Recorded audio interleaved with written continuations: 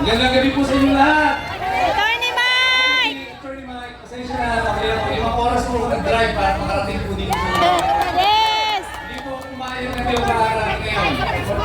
Una po, nag-desisyon sana ako. Manunod na lang ako sa cellphone, sa TV, abangan ko na lang yung views. Pero nadinig ko yung testimonya po ni Congressman Mike Defensor na si Guteza ay nakaditingin sa hindi maalaman lugar. Ang kanyang pamilya ay itinakas na. Nahiya ako sa sarili ko. Sabi ko, ako ito malaya. Tapos umupo ako sa bahay ko, magluluod ako. Samantalang si Guteza nagpaglaban lang sa katotohanan, nagsabi lang ng totoo. Eto siya ay kinulong. Yung pamilya niya nagtatago. Nasaan ang katarungan? At kaya tayo naririto, hindi lang para sa ating mga sarili, kundi para ipaglaban kung ano ang totoo at kung ano ang makatwiran. Noong 1986, nung unang pinatalsik ng mga mamamayan at tatay, itong ating nakaupo ngayon, diyan sa Malacanang. Ako po ay 16 years old lang noon. Gusto kong pumunta rito, sumali sa EDSA. Pero sinarado po nila yung Bulacan. Walang nakakapasok na sasakyan.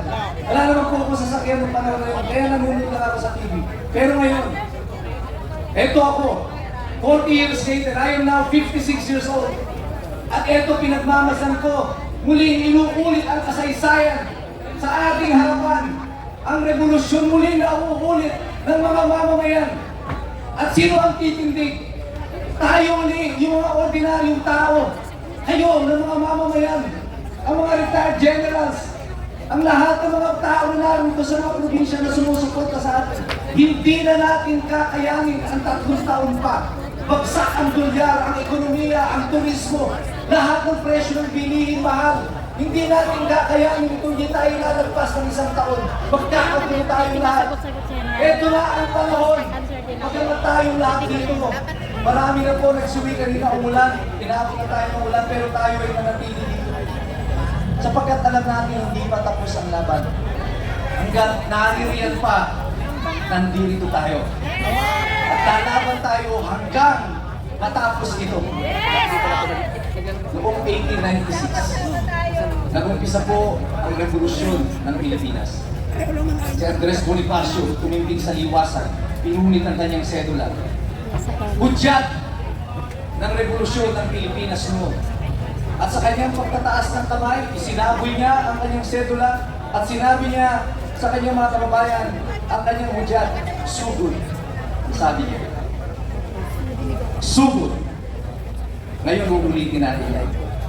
Sabi nila, konti na lang kayo. Sabi nila, hindi kayo tatagal. Sabi nila, mag-uuwihan kayo. Sabi nila, mamamatay ang apoy sa puso ninyo. Sabi nila, bukas maghahanap kayo ng nakaingin nyo. Makakalimutan nyo ang testimonya ni Connie Guteza at ang lahat pa ng mga tao na lumalaman dito sa administrasyon nito. Pero ang sabi natin, ang apoy sa puso natin hanggang ngayon lumalagab lang. At sa aking hudyat, sa pagtataas ng aking kamay, sabay-sabay tayong sisigaw. Kaya ba natin yan? Kaya! Ang isisigaw natin sa pagtaas ko ng aking kamay, sugod. Sugod! Tingnan, testing nga. 1, 2, 3. Sugod! Hindi ko sogo ha. Sugod.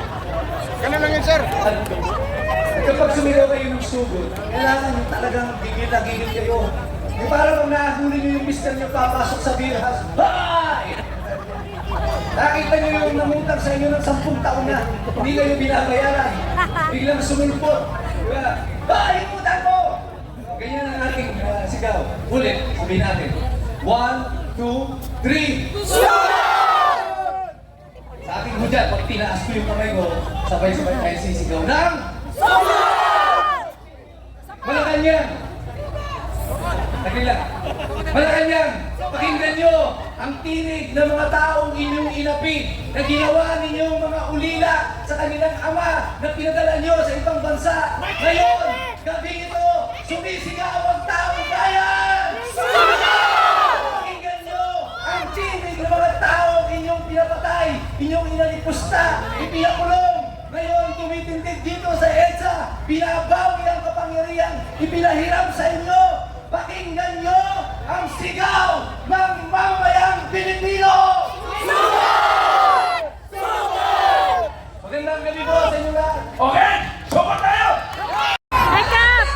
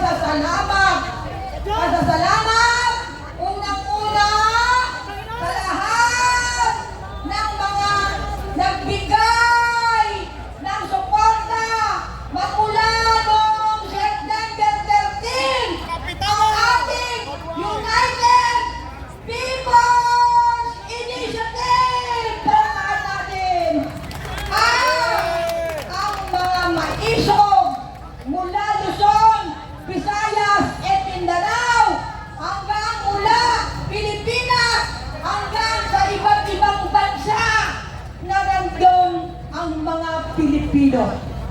Kaya ang tanging masasabi ko na lang ng gabi ito, ilang oras na lamang ang ating iniintay.